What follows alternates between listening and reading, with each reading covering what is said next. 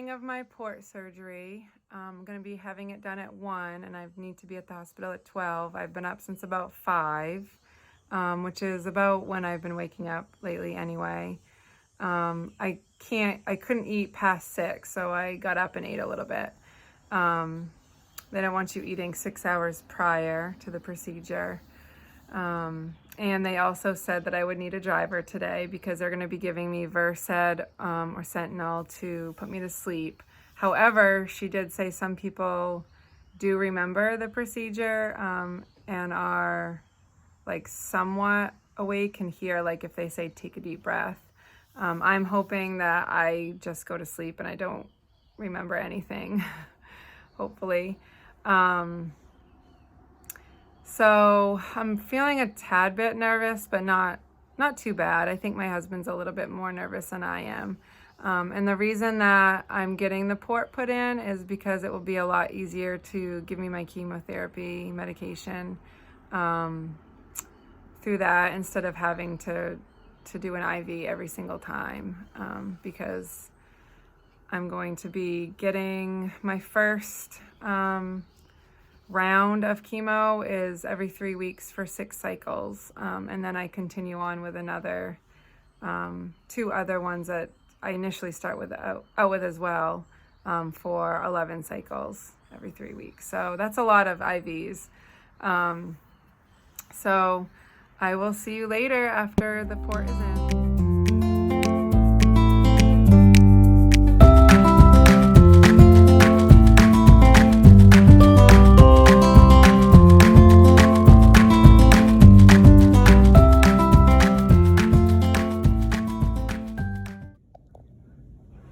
I'm all done. I'm out. It was not nearly as bad as I thought.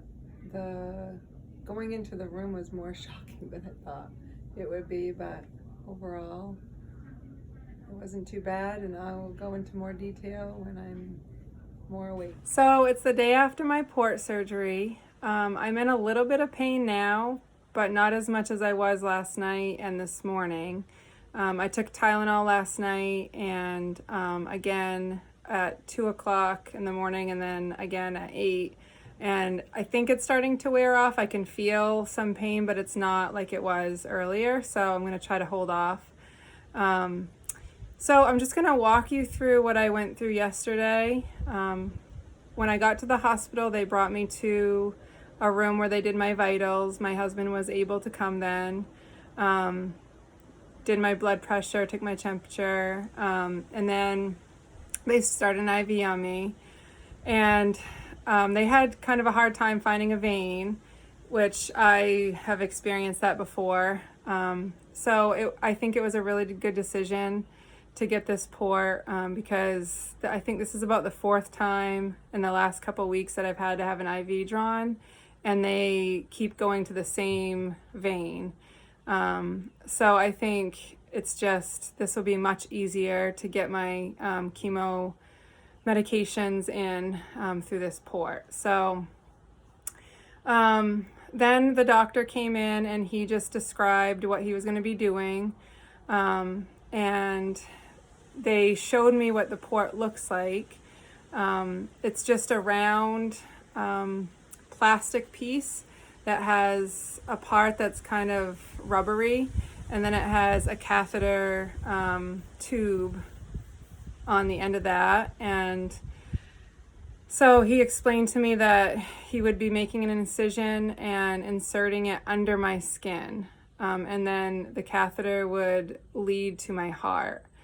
I was thinking that it was more of an object I could see outside that they could hook my medication to.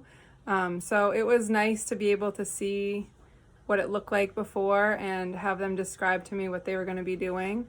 And then they wheeled me off into another room. And that room was more shocking to me because I've never had an operation or anything. So there was a big screen TV that had my name on it. And there was about 4 nurses in there, all opening different packages, prepping everything. And then I had to get onto another table that he would be doing the procedure on. And so I just laid there and waited for them to get me ready. I think getting the preparation ready took more time than the actual procedure that the doctor did.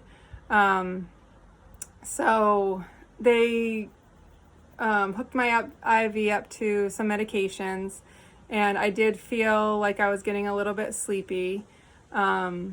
And they also put a tent over my head, which was kind of nice. I can maybe compare it to, I've never had a C-section, but what I think, they do during a C-section.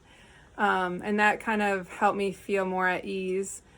And I really wanted to go to sleep, but I didn't. They did tell my husband that I did, and possibly I did. But from what I remember, it seemed like quite a while that I was awake. And I do remember kind of thinking some different thoughts, almost dreaming, but I still remember feeling the tugging that he was doing and, getting everything put in there. So the worst part for me was when they put the lidocaine in. They put it in 3 different areas, and it felt similar to when I had the lidocaine for the biopsy, but it definitely stung longer and more intense. I remember having to take deep breaths to get through it. But I'm glad that obviously that they did numb me up really well. But that was the worst part. The other, putting the port in, I just felt him tugging a lot and pulling at things. And then as soon as he was done, they,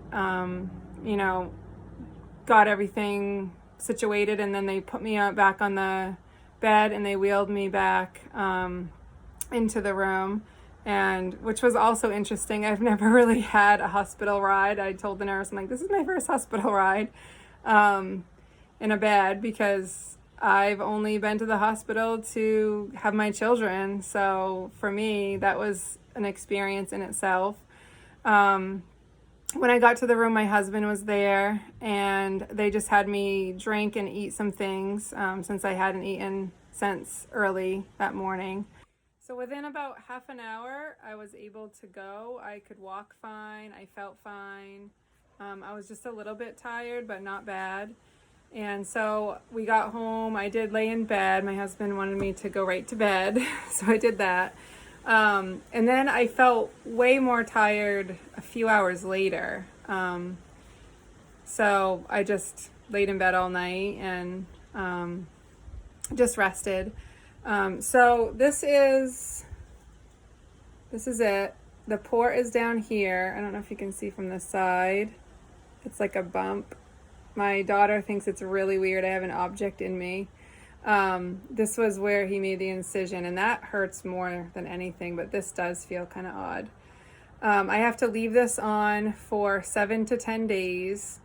I actually have, it looked worse yesterday. It was really bleeding.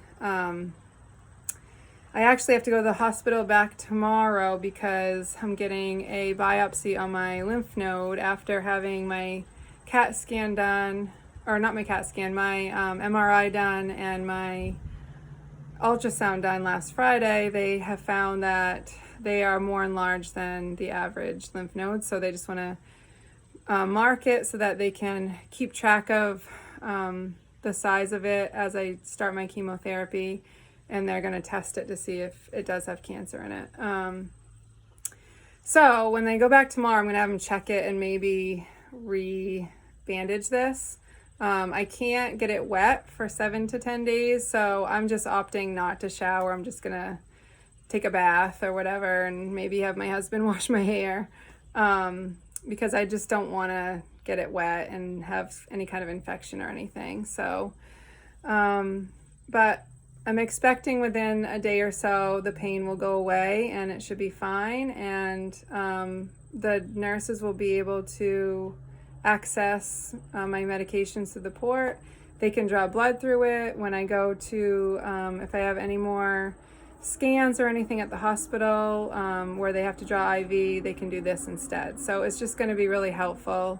They did say that there was a risk of infection, but not many people encounter that. So for me, this was the best decision to do this.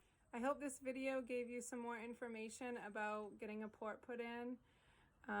And please like, share, and subscribe to my channel.